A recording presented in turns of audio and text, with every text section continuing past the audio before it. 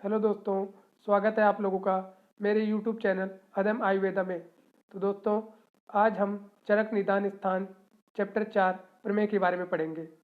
सबसे पहले हम यह जान लेते हैं कि प्रमेय का वर्णन कहाँ कहाँ पर किया गया है। प्रमेय का वर्णन चरक चिकित्सा स्थान 6 और चरक सूत्र स्थान 17 में किया गया है। फिर आते हैं हम इसकी निरुक्ति के बारे में। निरुक्ति, प्रमेय की निरुक्ति के बारे में कहा गया है कि प्रभुत मात्रा में विकृत मूत्र का त्याग करना प्रमेय है। जबकि मधुमेह के बारे में कहा गया है कि मधुर मूत्र का त्याग करना मधुमेह है। फिर आते हैं कि इसकी परिभाषा, कि प्रमेय की परिभाषा क्या बताई गई है। प्रमेय की परिभाषा के बारे में कहा गया है कि बार बार गंदे मूत्र का त्याग करना प्रमेय कहलाता है। जबकि मधुमेह की परिभाषा के रूप में बताया गया है कि मधु के समान गुण और वर्ण का मूत्र त्याग करना मधुमेह कहलाता है। फिर आते हैं हम इसके पर्याय में। पर्याय पर्याय के बारे में प्रमेय के जो पर्याय बताए गए हैं उसमें बहुमूत्रता, मूत्र दोष, में आदि इसके पर्याय बताए गए हैं। जबकि मधुमेह के लिए ओजो में कहा गया है।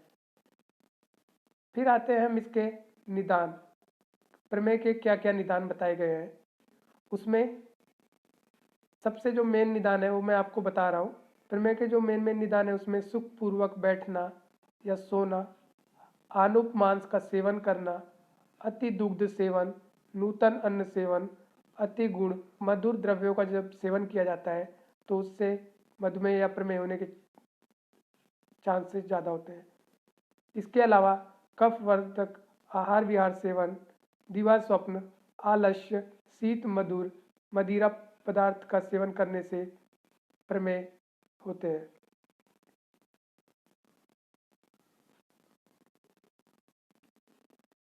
फिर आता है प्रमेय की संप्राप्ति। प्रमेय की संप्राप्ति में सबसे पहले हम सामान्य संप्राप्ति पढ़ेंगे प्रमेय की। इसमें बताया गया है कि जब हम प्रमेय कारक निदान सेवन करते हैं तो उसके बाद दोष प्रकोप होता है, जिसके कारण जो मूत्र व स्रोतस अर्थात वस्ती है उसमें दोषों का स्थान संचय हो जाता है।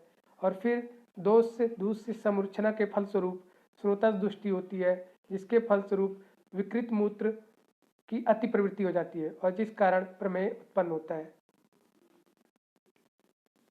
सिंपली अगर हम इसे समझना चाहें तो आप ये ध्यान रखिए कि सबसे पहले हम निदान सेवन करेंगे, उसके बाद दोष प्रकूपित होगा, उसके बाद जो मूत्र व स्रोतस है अर्थात बस्ती उसमें दोषों का स्थान संचय होगा, जिसके फलस्वरूप दोष और दूष से समूर्छना होगी, जिसके कारण जो हमारा स्रोतस है उसमें दुष्टि उत्पन्न होगी और दुष्टि होने के कारण जो मूत्र है उसमें अति प्रवृत्ति होने लग जाएगी, जिससे कि प्रमेय की उत्पत्ति हो जाएगी। फिर आते हैं इसकी विशिष्ट संप्राप्ति पे। इसकी विशिष्ट संप्राप्ति में हमें ये ध्यान रखना है कि जो कफज प्रमेय और पित्तज प्रमेय है, इसकी जब हम विशिष्ट संप्राप्ति पढ़ते हैं तो इसमें आप बस इतना ध्यान रखिए कि यदि प्रकूपित कफ निदान सेवन करेंगे तो मांस मेद क्लेद की दुष्टि होगी, जिसके फलस्वरूप कफज प्रमेय उत्पन्न होगा। जबकि पित्तज प्रमेय में केवल इतना डिफरेंस है कि कफज प्रमेय में हम प्रकूपित कफ का सेवन कर रहे थे, जबकि पित्तज प्रमेय में हम पित्तज आहार विहार का निदान सेवन करेंगे तो उससे भी मांस मेद क्लेद की दुष्टि होगी, जिसके फलस्वरूप पित्तज प्रमेय उत्पन्न होगा। फिर आता है वातज प्रमेय। वातज प्रमेय की विशिष्ट संप्राप्ति पढ़ने के लिए हमें इतना ध्यान रखना है कि वातज प्रमेय में प्रकूपित वात की जब दुष्टि होगी तो उसके फलस्वरूप वसा मज्जा और ओज की दुष्टि हो जाएगी, जिसके कारण इन दोषों का वस्ती में स्थान संचय होगा, जिसके फलस्वरूप वातज प्रमेय उत्पन्न होगा। फिर हम पढ़ते हैं प्रमेय के पूर्व रूप। प्रमेय के पूर्व रूप क्या बताए गए हैं कि प्रमेय होने से पहले हमें क्या क्या सिम्टम्स आपको देखने को मिलेंगे। तो उसमें सबसे पहले है स्वेद। अत्यधिक पसीना होने के कारण शरीर में गंध आएगी, जिसके कारण जो हमारे ऑर्गन है, बॉडी पार्ट है, वो शिथिल हो जाएंगे, जिसके फलस्वरूप केस और नख में वृद्धि हो जाएगी। इसके अलावा गले और तालू में शोष उत्पन्न हो जाएगा और पैरों में दाग उत्पन्न होने लग जाएगी। इसमें सबसे इम्पोर्टेंट एक क्वेश्चन पूछा जाता है कि प्रमेय के 10 दूष्य कौन से हैं। ये बहुत इम्पोर्टेंट है। इसमें आप याद रखिए रस, रक्त, मांस, मेद, मज्जा, शुक्र। इसके अलावा ओज और 3 ये याद रखिए अंबु, वसा और लसिका। ये 10 दूष्य जनरली पूछे जाते हैं एग्जाम में, इसको आप ध्यान रखिएगा। फिर आता है प्रमेय के सामान्य लक्षण। प्रमेय के सामान्य लक्षणों में मैं आपको केवल इसके कुछ लक्षण बता रहा हूँ। इसमें जो कुछ सामान्य लक्षण है वो है प्रचुर मात्रा में मूत्र का निकलना, इसके अलावा श्वेत एवं घन मूत्र निकलना, शरीर में जड़ता स्टिफनेस और बेड वेटिंग। बेड वेटिंग का मतलब है कि अकस्मात मूत्र का निकलना। इसके अलावा हम पढ़ेंगे लास्ट में प्रमेय के भेद। प्रमेय के कितने भेद है? प्रमेय के आचार्य चरक ने और सुश्रुत इन सब ने 20 भेद बताए गए। इसमें हम जनरली कफज के 10 भेद हैं, पित्तज के 6 हैं और वातज के 4 भेद बताए गए हैं। इसमें हम जनरली चरक के 20 भेद पढ़ेंगे। ये जो 20 भेद मैं आपको बता रहा हूँ आप याद रखिए कि ये चरक के हैं।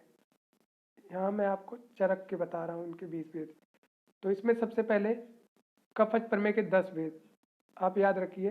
पहला है उदक में, दूसरा है इक्षु बालिका, तीसरा है सांद्र, सांद्र प्रसाद, शुक्ल, शुक्र में, शीत में, सिक्ता में, सने में, अलाल में। ये कफज प्रमेय के 10 भेद हैं। पित्तज प्रमेय में क्षार, काल, नील, लोहित, मंजिष्ठा, हरिद्रा, ये सब पित्तज प्रमेय के भेद हैं। जबकि वातज में वसा, मज्जा, हस्ती और मधु। आपको अगर इसकी ट्रिक चाहिए हो तो आप मेरे YouTube चैनल, जिसका लिंक मैं आपको वीडियो के नीचे डिस्क्रिप्शन में दे दूंगा, आप वहाँ से मेरे इंस्टाग्राम चैनल पे आप मुझे फॉलो करें, वहाँ पे मैं आपको इसकी ट्रिक दे दूंगा। बट यहाँ पर आपको मैं कफज प्रमेय की जनरली एक ट्रिक बता रहा हूँ, वो आप नोट कर लीजिए। इसकी ट्रिक है कफज की, वो है UIS7A। बाकी मैं इसकी एक और ट्रिक आपको बता दूंगा अगर आप लोग मुझे इंस्टाग्राम पे फॉलो करके वहाँ पर आप पूछेंगे तो। फिर आते हैं प्रमेय की साध्य साध्यता। प्रमेय की साध्य साध्यता में आप एक चीज़ याद रखिएगा, जो वातज प्रमेय होता है वो असाध्य होता है। इसके अलावा पिंडिका युक्त, उपद्रव युक्त, मधुमेह और सहज प्रमेय ये सब असाध्य होते हैं। जो कफज प्रमेय होता है वो साध्य होता है और जो पित्तज प्रमेय होता है वो याप्य होता है। तो ये था आज का हमारा टॉपिक प्रमेय। तो दोस्तों अगर आपको मेरा वीडियो अच्छा लगा हो तो आप इसको लाइक करिए, शेयर करिए, और अगर कोई समस्या हो तो आप कमेंट बॉक्स पे कमेंट करके आप वहाँ मुझसे पूछ सकते हैं, और जो कमी हो आप मुझे वहाँ बता दें। तो ये आज का हमारा टॉपिक था प्रमेय। तो दोस्तों अगर आपको मेरा वीडियो अच्छा लगा हो तो प्लीज़ ज़्यादा से ज़्यादा लाइक, शेयर और सब्सक्राइब करिए मेरे यूट्यूब चैनल को। धन्यवाद।